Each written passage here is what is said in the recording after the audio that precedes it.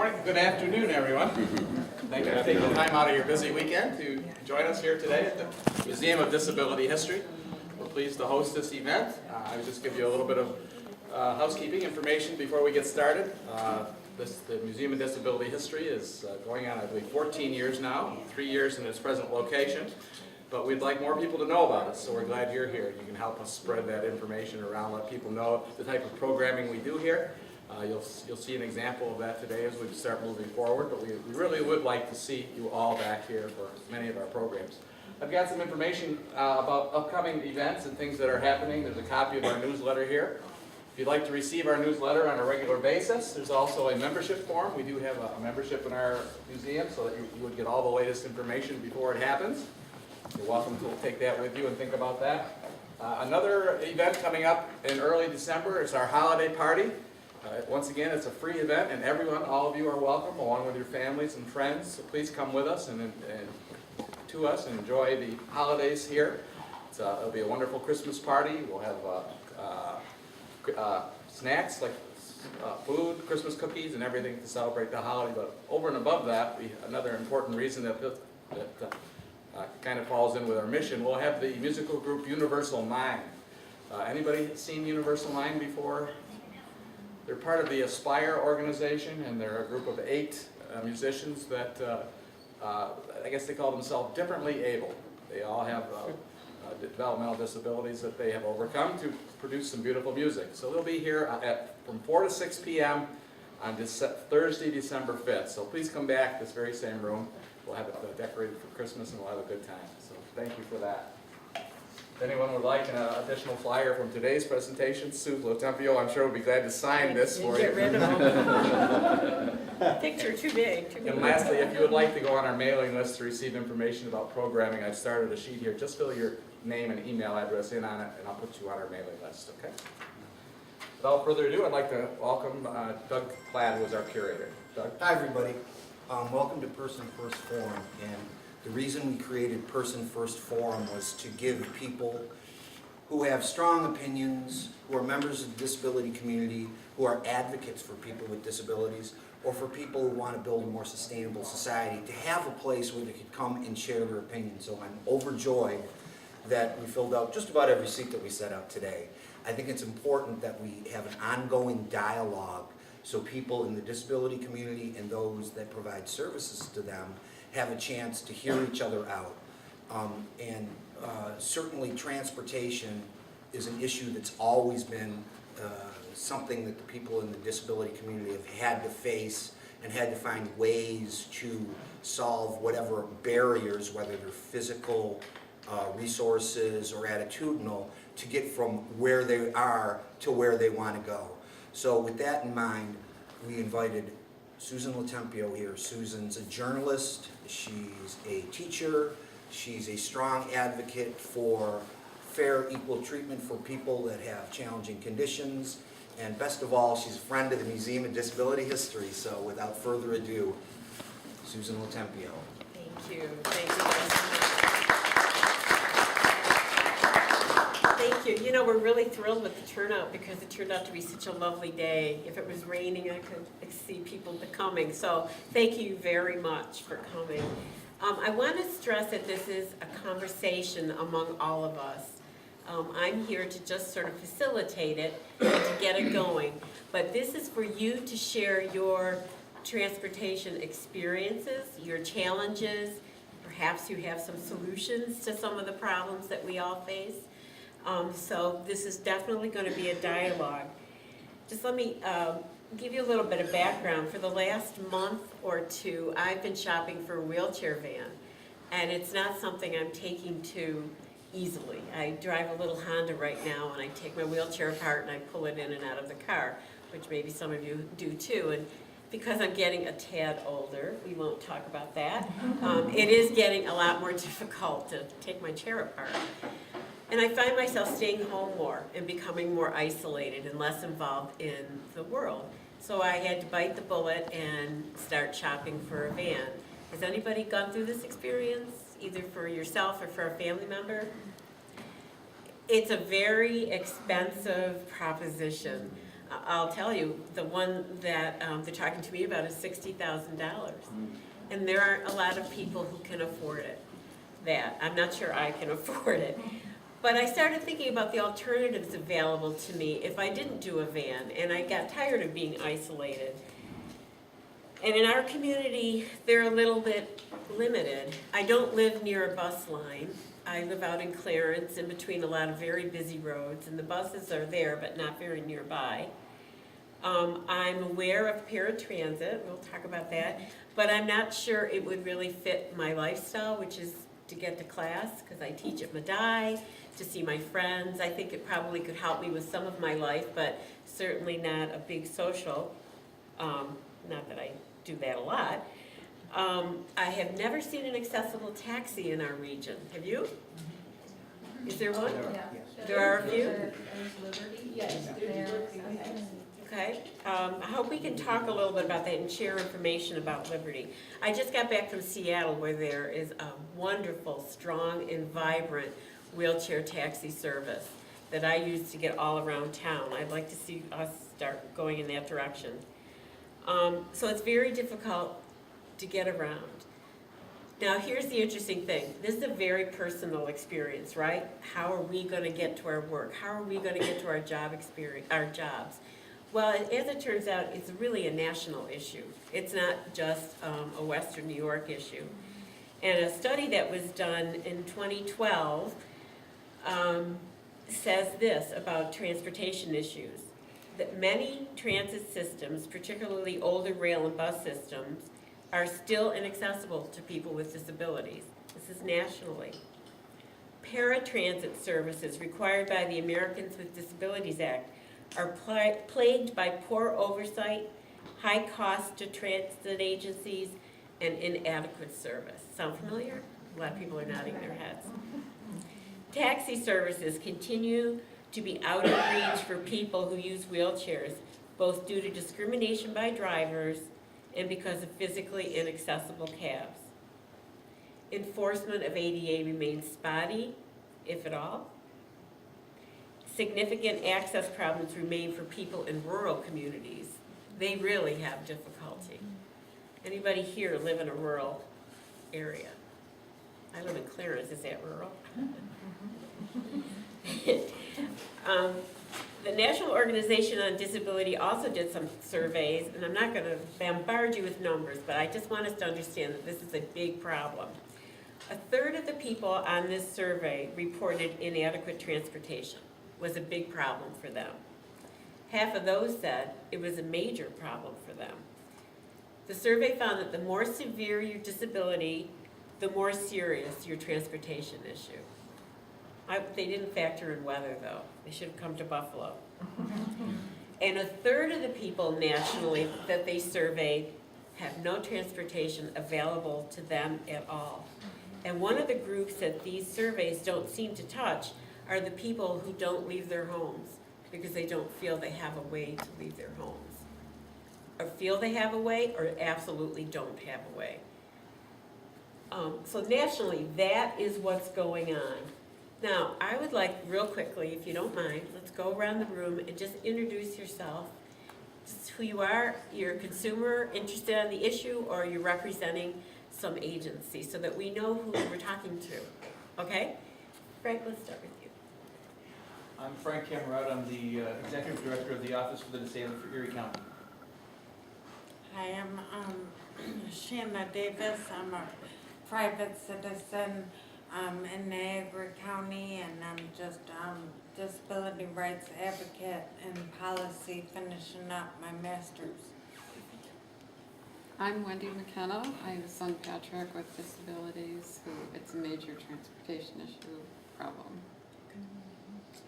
I'm Anitra Leahy. I live around here. I use 2 transit services. One's good for one thing, one's good for the other thing. Yeah, patchwork. We're good at patchwork, aren't we? Right. Yeah. My name's Chrissy. I'm a student. Good. And I'm Chrissy's mom, and I have a daughter with a disability that has a heart that can't drive. Okay, welcome.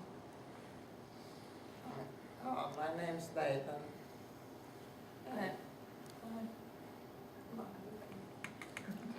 is my son Nathan. My name is Maggie Apatowski, and I'm here representing us, Nathan and I, fighting for better transportation in regards to school bus issues. Oh, good.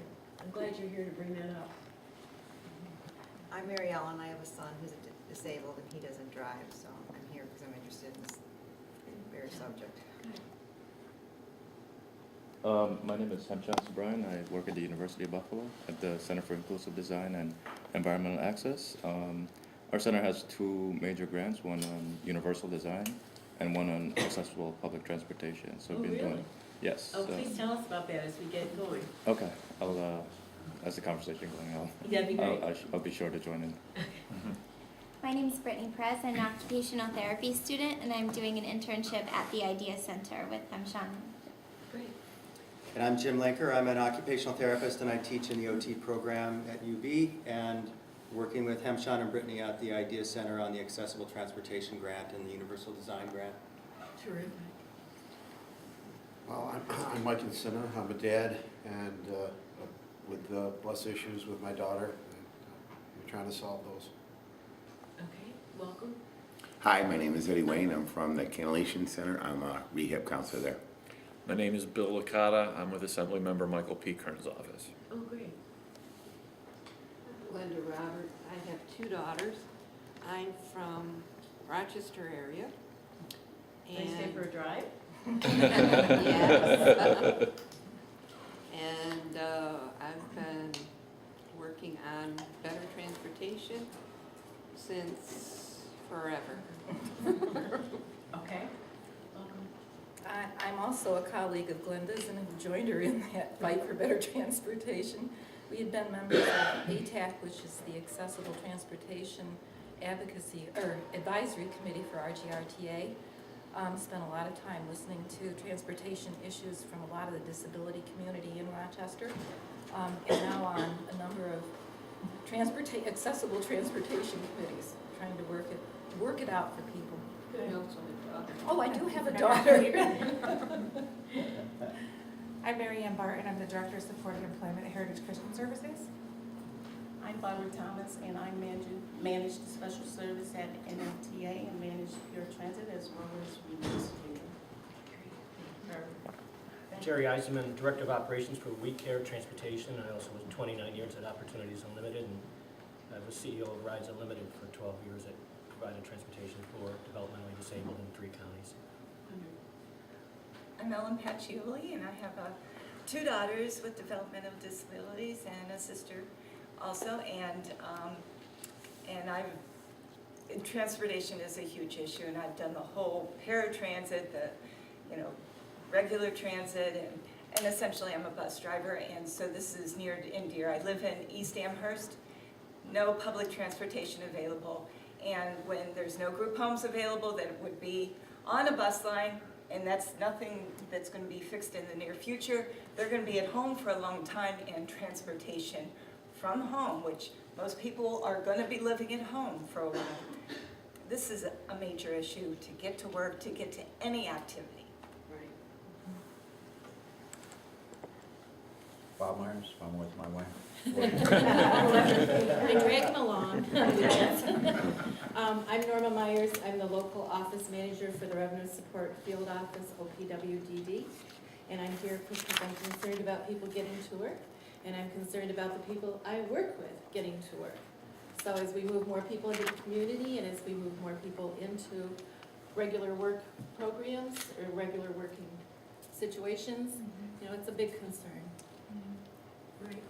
Josh Maiman, here as an advocate. I'm also the former community inclusion specialist driver for People Incorporated when they had a special grant for a vehicle that was then terminated because part of the grant said we had to take people further away as a priority, and you can't get the numbers high enough if you take them as a priority because it's simply not feasible.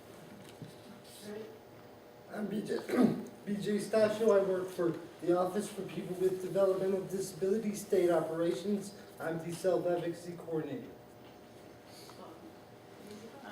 I'm Nicole Forgeon. I am the marketing manager for People Inc. School's been my best friend for the last couple of weeks. And Doug, you know. I think I should introduce myself. Doug Farley, the Director of the Museum of Disability History. Well, welcome everyone. I can tell just from what you told me that there's a lot to be said here. Let's start off by talking about what some of the problems are that you have. You mentioned you have 2 children? No, I have one son who is in his own apartment now, and to get to work, cab is involved. He makes minimum wage, works 3-4 hours a day. The cab, $15-20 each way. I mean, it's, you know, it's like economically unfeasible. Paratransit, with the window there is, if he gets to work too early, he has to stay outside the building, so you can't get there an hour early. Like sometimes you get, you know, they'll give you the window of like, if you have to be there at 9, you know, pick up at 7:30 to 8 or something. Well, if he gets there early, you can't stand outside in winter for an hour. Winter. You know, so I mean things like that. It's a major problem, and we're kind of at loose ends. I don't know what we're doing here. Okay. Who else would like to share what your core issues are with transportation? Nathan's mom, right? Yes, Nathan's mom. We would like safe, reliable, adequate, appropriately trained bus people when transporting our children who are disabled to and from school, as well as their internships. Nathan is in high school, so he'll be starting an internship next year. We just want safe, adequate transportation and accountability for the transportation company's actions when they are inappropriate, acting and breaking laws. I would like that to be better enforced. So you feel that the drivers or aides, whatever, aren't well enough trained to handle that? They're not well enough trained, or they're not following procedures when it comes to accidents. They're not reporting them to the local town or city that it actually happened in. They're not reporting it to the school district. They're not reporting to the parents what happened, and they're not reporting to New York State Education Department what is going on out there. And I understand accidents happen, people make mistakes, but then you need to step up and do the right thing and make things correct. Children shouldn't be without a chair that is not only for his freedom, his independence, his mobility, but for his health issues for 9 months. I mean, that's just unacceptable. He cannot propel himself. He was stuck in a manual chair and at the mercy of everyone else for 9 months. And it took a toll on him mentally, emotionally, physically, as well as myself. You have to be very vigilant. And as Bill knows, we've come to his office with the Independent Living Center here in Western New York and talked about it, because we just could not get anybody to recognize that there was a failure of procedure and that it needs to be changed. Are you making headway? Gave her my brother John's name, and he's an attorney, plaintiff's attorney. I haven't heard from you in a while. I was just wondering how it went. We didn't move forward on that because there really wasn't much that your brother could help with on that, because nobody was admitting what had happened. The bus company for student continues to tell the Independent Living Center that this bus number doesn't exist. And while Nathan knows what happened, I know what happened. I seen the wheelchair come home bent, and you know, it was a nightmare. I mean, this bag is full of all the work that I did just to get him back in this chair. And unfortunately, his insurance, because Nate receives SSI, his Medicaid insurance, picked up the bill, a $16,000 repair. I mean, that's our tax dollars that could be used for making things safer for the disabled and more accessible than wasting it on repairs because a bus company didn't follow proper procedure. Does anyone else here have children taking buses, accessible buses, or somewhat accessible buses? No, school buses? I just wanted to make a point in terms of seeking legal advice. Do you have a public interest law group here in this area? Not that I'm aware of. Not We that had- I'm aware of. I called nearly 24 attorneys when it first happened. Nobody would touch it. They said, well, your child wasn't hurt. It was just his wheelchair. Be thankful he's all right. And it's like, state law was broken. All and any school bus accidents are supposed to be reported to state ed, and they never reported it. I think they took the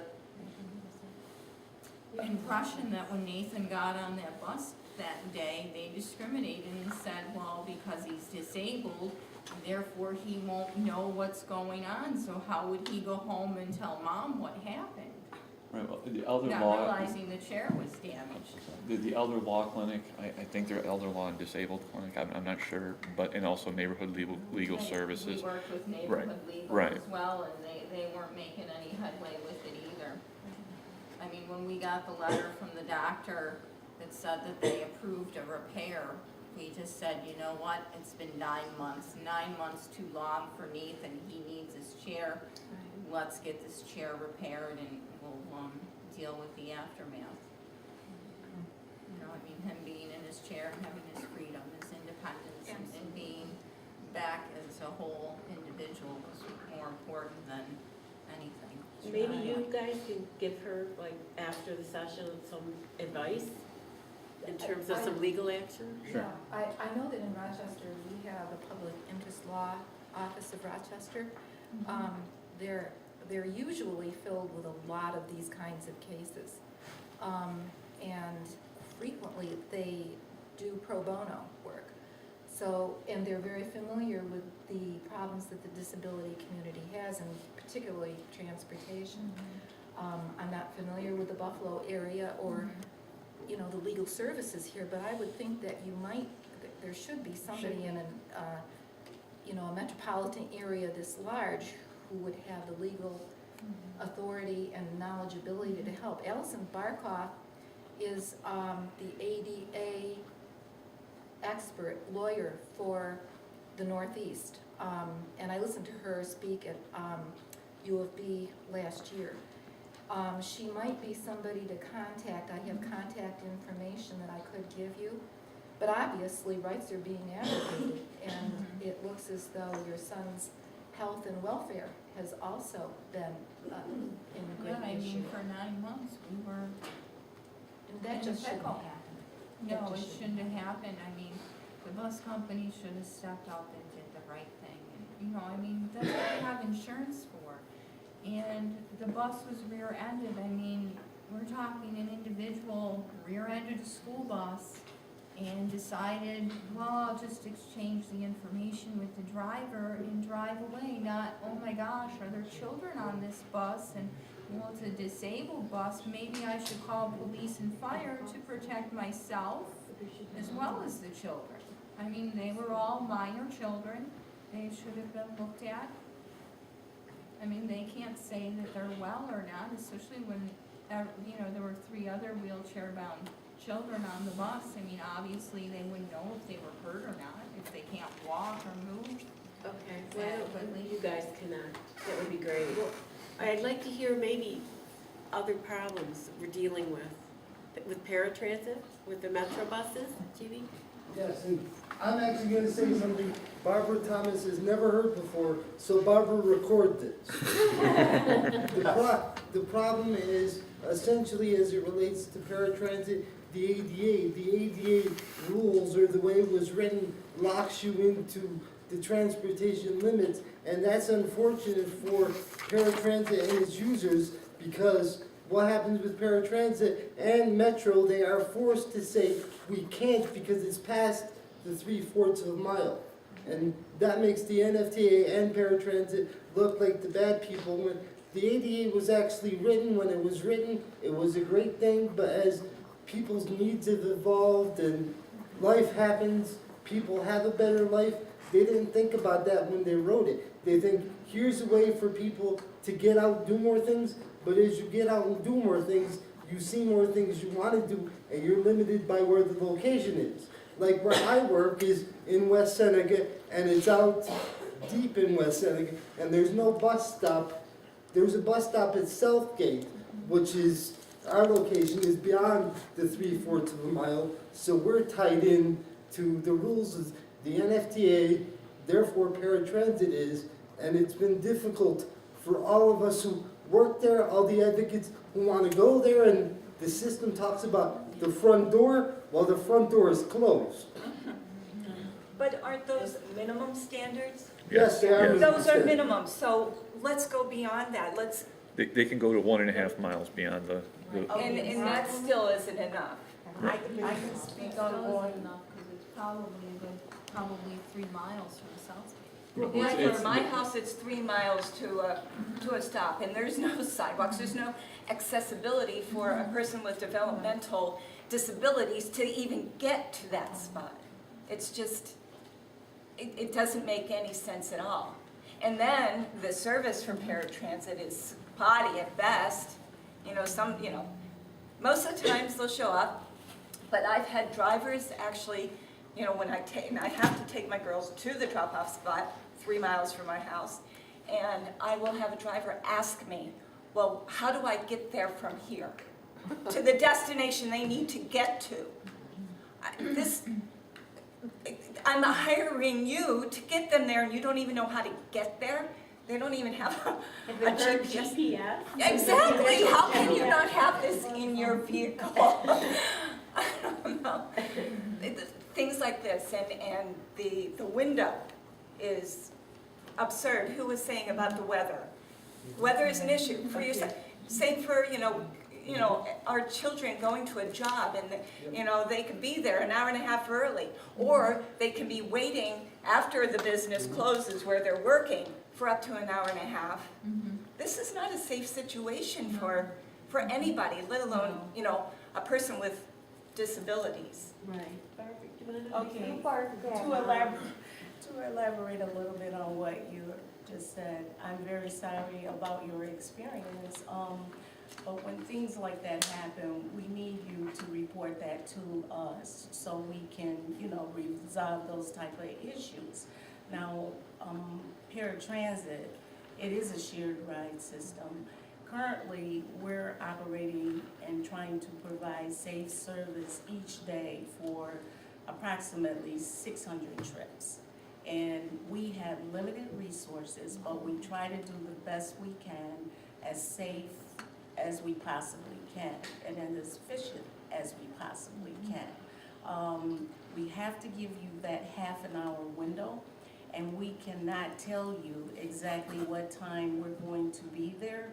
We try to be fair. And I know all this. Right. I understand all this, but this, I'm so sorry to interrupt because I've heard this over and over and over again. We heard it But- over and over. But my point is that trust me, this is we're a on need, your this is side. a global need. And Right. if this is something that we need to reallocate resources to, Well, then funding maybe is a that big we need issue. to do that. Well, funding is a big issue. Exactly, and I think that's why I'm here, to find out Right. how we can get funding Get for more better transportation. Right.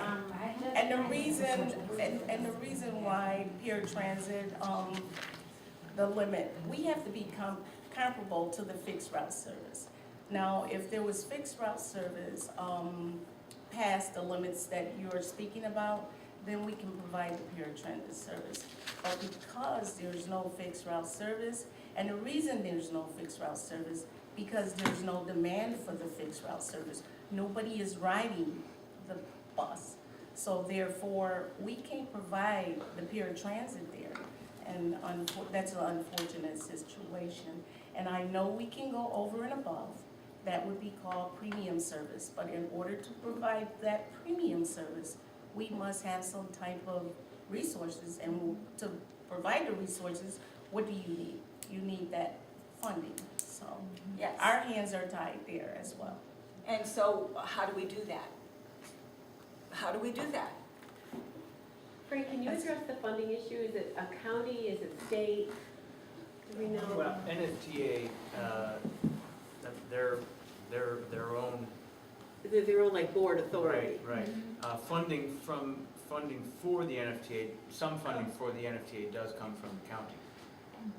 But It comes from the county, federal government, we Right. do get funding, right. but you must realize with our paratransit, we don't get the type of funding that meet the demands that we provide. A trip for paratransit costs the authority like $50. It's only costing that individual like $4 a trip. So there's a deficit there. Technically, paratransit, I don't know, we just don't get that funding that we really need to provide that service to go over and above. So that's why we basically do the bare minimum of what we have to provide. So if someone comes to you and you say, well, we can't really accommodate your need with paratransit, do you have alternatives to offer someone like that? Are there alternatives in our community? Or are we just sitting here hitting our head against a wall saying, no, there's nothing else?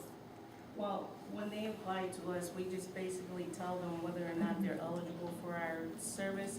But what we will offer to them, if they're outside of our service area, we tell them, and I believe that's what she's going through, if they could get within our service area, we would provide the service. So we totally don't deny them the service. We just tell them we cannot provide the service outside of our limits.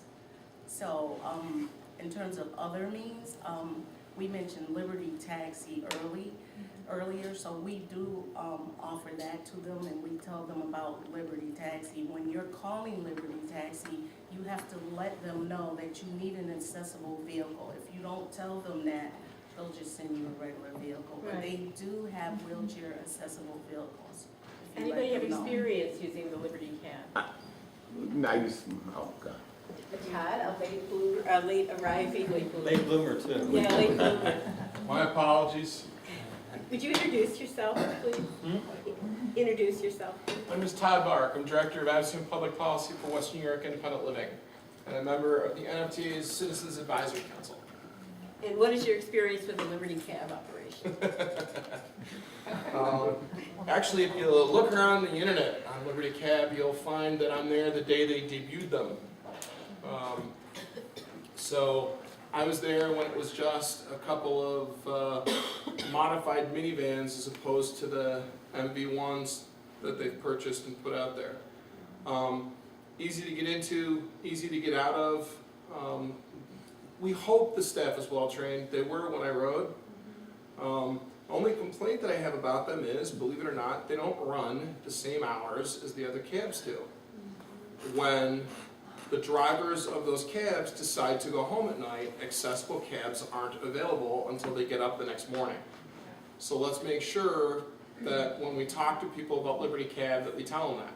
Because we've had people that have gotten off of airplane flights at 1 o'clock in the morning, not able to get an accessible taxi to get them home because the driver went home at 12:30.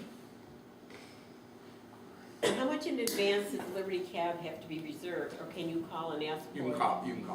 You can call and use them for my son once, and as Todd said, they seemed pretty adequately trained. However, for us to travel 3 miles each way, it ended up costing like $60, so it is quite pricey. I mean, we're talking 6 miles, $60. They don't charge standard cab rate? Is that legal? Technically, no. However, the agencies that give them the medallions have said that there's an extra cost, so they've been permitted. Local governments are able to establish tariffs that cover the cost for special vehicles. So, does it violate the ADA? Yes. It's a fee that they charge you that they don't charge anybody else. Is it something that's understood by the cab industry? Yes. Okay. Who else wants to? I want to take a half a step back. I had a real quick question.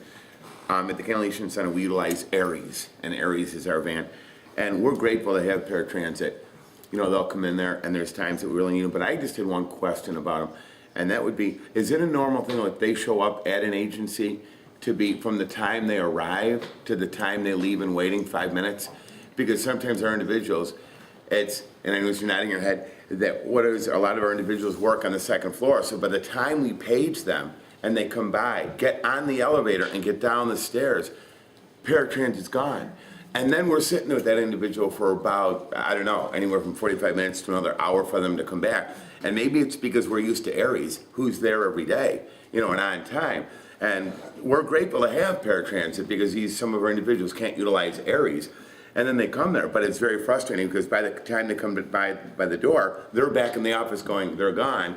And it takes that 5 minutes for our handicapped individual to get down there. So what we've had to do is have our individual down there and guess the time that paratransit will be there so that they won't miss the van at that time. But Can you it's, explain what Aries is for those of us who... I'm sorry, Aries is like a carrier coach.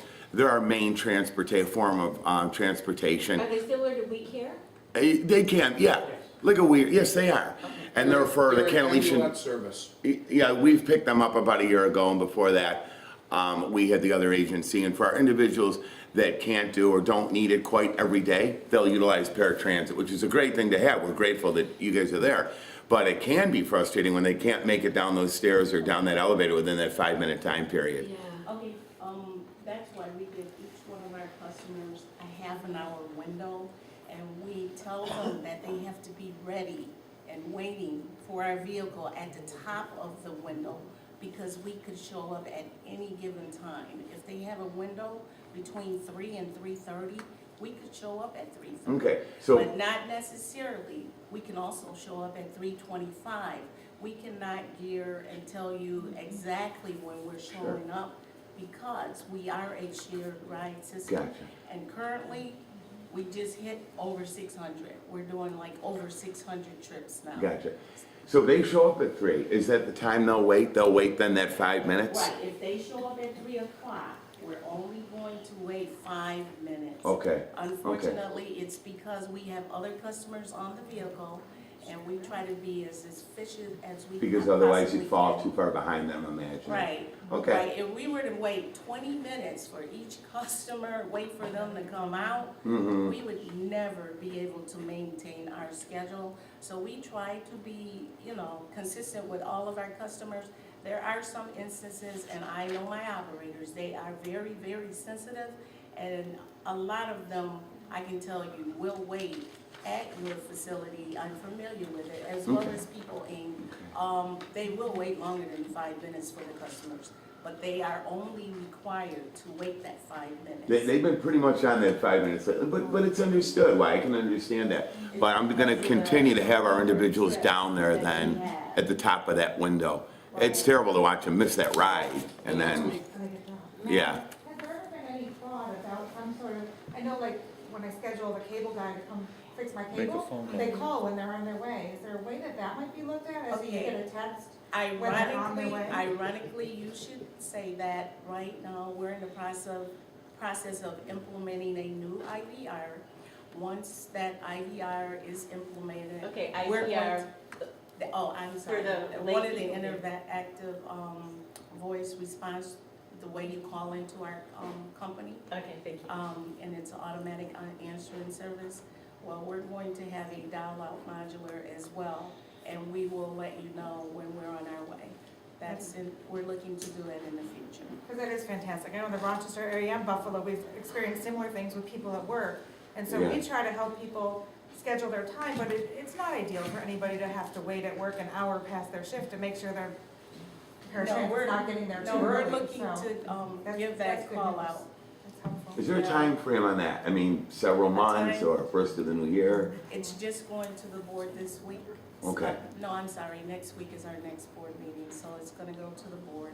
And then once, the board votes on that, then it's a process. I would say by this time next year, that should be in place. And that'll be for everybody then? That'll be it for That would be for everybody. The only Okay. thing we ask of our customers is that they update their telephone numbers, because Sure. that's been an issue, and I can tell you now, in some cases, our reservationists will give the customer a call, although we're not required to do that. Okay. But in some cases, if they know that this customer should be there and something's going on and we have time, the customer, we will call. And my last thing, will a notification be going out to major agencies so that they'll become aware of that and then be able to get you that Yes, information? yes, Okay, all of right. course. Wait, We're we're gonna gonna send out put over notifications your to waiting. everybody. You're from the NFTA Board of Commissioners, or?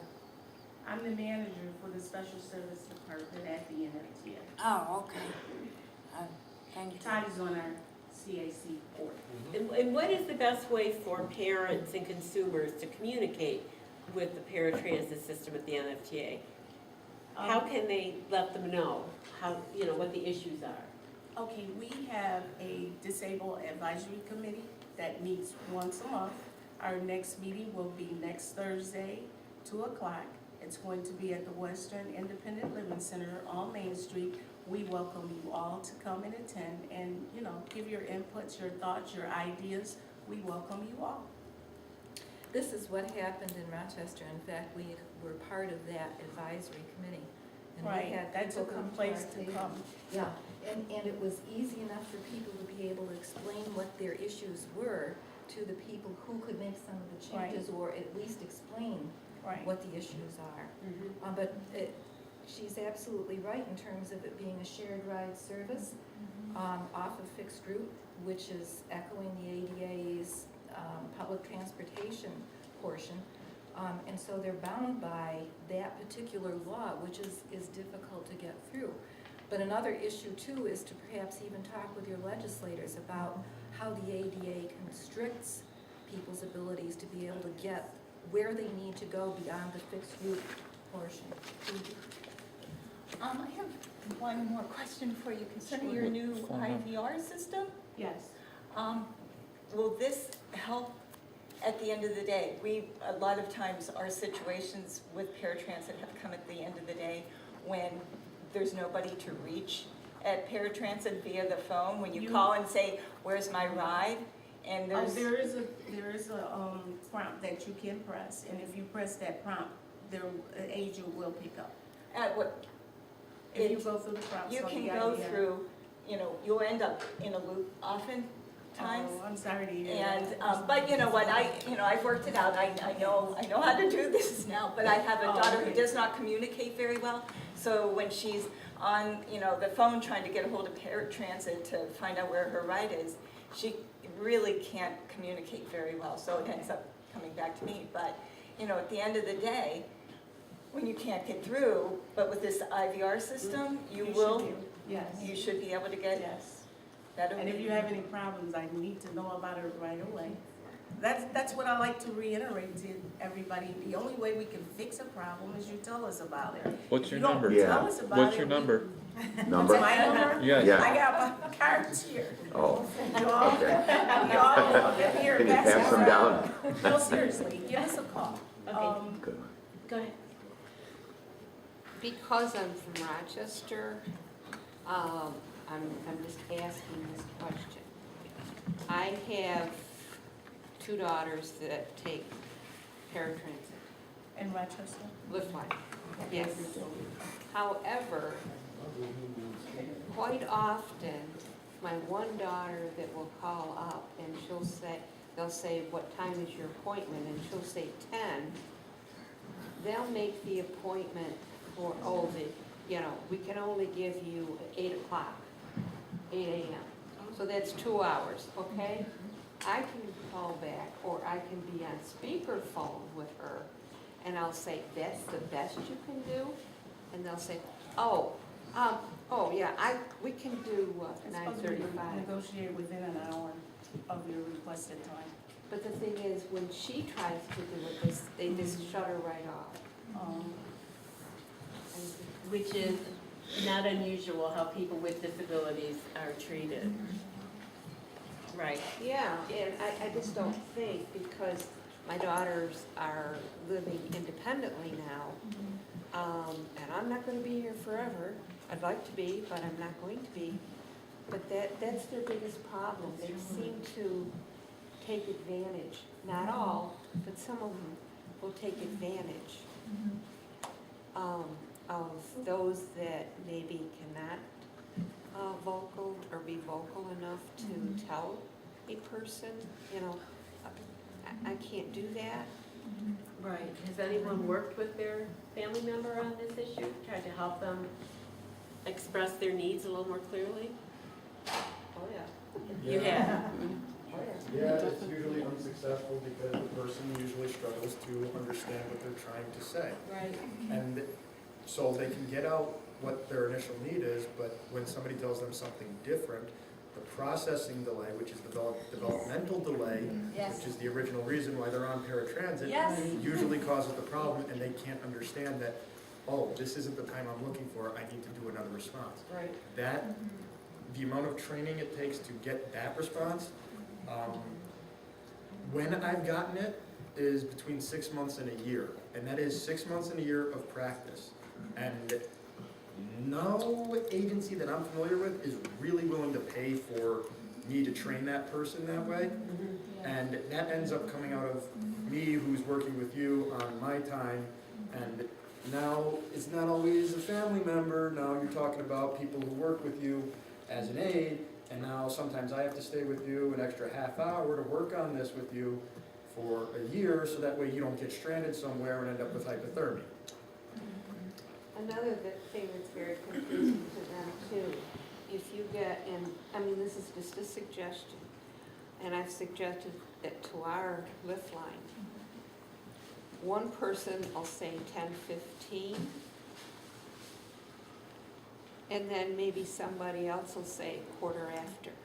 Use one frame, because there's a lot of them that are dyslexic and whatever, and they're trained to, okay, 10:15, but when you say quarter after, there's quarter after what? When you're scheduling an appointment with us, if they tell us that they want 10:15 or a quarter after, what we tell them is on the hour and the half an hour. That's how we set up our windows. So, Well, like I said, I'm just, right. because I'm not from here, I'm just suggesting things Right. that. Are your dispatchers trained at all? Our dispatchers are trained. Our dispatchers are the controllers, which are the dispatchers that control the operators on the street, as well as they have dual duties. They're our reservationists as well. They schedule the trips. But I mean, do they work with some of the agencies in effective communication? They've never worked with any of the agencies, not our controllers, our dispatchers. Would you be open to that if there was some cross-training offered? That from Heritage Christian, we would love to work with you and talk about that. You would love, Yeah, okay, just give me a call. And maybe we can talk about it. It seems like that is our responsibility in some ways to help her staff. And we are actually doing that in Rochester. We're looking to partner with some of the community transportation agencies that provide transportation, private or otherwise, to give some disability issue kind of training. They're professional drivers, you know, so we're looking to back and forth kind of work together to improve that. Okay, just give me a call. My feeling is there needs to be more money poured into paratransit and the NFTA. Bill has some information which he will clarify, which I don't want to get. Okay, it's a lot of clarification, I guess, but, and Todd can help with this, because Todd's the expert. The amount is 7.3 million for paratransit with the NFTA. Per year? Per year? Per year. Per year. The NFTA, the Western New York region, does not receive as much money as, say, Syracuse, as Utica, as Albany. And there is a old formula that, if the old formula was adhered to through the New York State Department of Transportation, we in Western New York would receive something like $8 million more. And that would be enough to provide service to a longer distance. I forget what somebody's, the new service, or what was the enhanced service? Enhanced service. Enhanced service. And it's a question of allocating those resources and, making the governor aware of that, the New York State Department of Transportation aware of that. And, we're obviously trying to do that at the state level. We've discussed it with the delegation. We had 2 delegation meetings. We're trying to bring eventually the Transportation Committee chairman from the Rochester area, I believe it's Assemblymember Gant, to Western New York area to discuss the funding. And that's kind of what we're doing, which would help BJ, and I think there's 4,447 disabled people that qualify for paratransit. So that's, if At the last time that a number was provided, that was yes, the number. yes, It fluxes all the time. 2012. So as I'm to understand, you have an advisory committee of people with disabilities advising you. My question is, Howard Zemsky, right, head of the NFTA, how aware is he of paratransit and the needs of this community and the formula issue? We talked to him. We did talk to him recently. BJ Stasio, Sam Mattel, and also Mike Rogers were going to be losing their jobs on November 1st because they wouldn't be able to get to 1200 East West Road in West Seneca. We talked to Howard Zemsky, and we talked to Kim Minkle, and I shouldn't say we, it was essentially my boss, Assemblymember Michael P. Kearns, talked with them. We couldn't find funding for $53,800 a year to BJ, Sam, and Mike. And eventually, we kept going back to them. There has to be a way. Can we find money through foundations or what have you? It would actually save money because BJ, Sam, and Mike would be able to go on to disability and other programs and not be productive tax revenue payers. Ultimately, they gave us a 6-month period to find short, medium, and long-term solutions. One of the solutions is moving the West Seneca disabled those workers to another site area within a paratransit, within a fixed route service. Another one would be long-term to try and find the funding solution to get some of that money that was taken away to come back to Western New York so that we could provide enhanced service to help the 4,447, which fluctuates according to Todd. Where are we on it? Where are we on it? Every day, or almost every day, Todd can say this and BJ says this on emails. I keep sending out, we're 100, I think it's 69 or 165 days away from... 64, you're less common. Okay, 100. You're always right. 164, as best I know it. No, 164 days until the 6-month period is up. We have gotten Senator Gallivan's office involved, Assemblymember Corwin's office involved, several others that are on this email chain to try and get, illicit solutions. How do we get, also Senator Grisanti knows the Transportation Committee chair in the Senate. How can we get them together to try and say, this has to be a more equitable funding solution for the Western New York area? And how much support have you gotten from the Buffalo News? Has this been written about? Mickey, Assemblymember Kearns. All right, no. I don't think he binds. No, I know he wouldn't. He never does.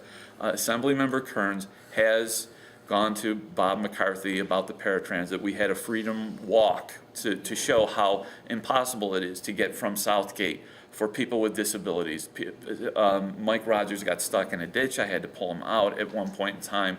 Another individual just couldn't make it up a hill. Had a walker, just could not physically make it. And this was in July that we had this. Assemblymember Kearns approached Bob McCarthy and said, you may want to do a story on this. It's gotten coverage in the West Seneca Bee, the Orchard Park News. We're doing as best we can. We'll talk after. Okay. I have some more here. Okay. There is not enough media on this, and for the crowd here, I'm gonna tell you a couple of other things.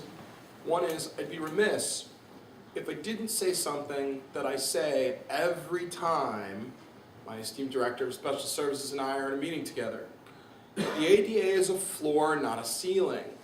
The folks from Rochester were very clear about being able to say that the ADA constraints, they're not ADA constraints. The ADA constraints are the minimum you have to do. You could do more.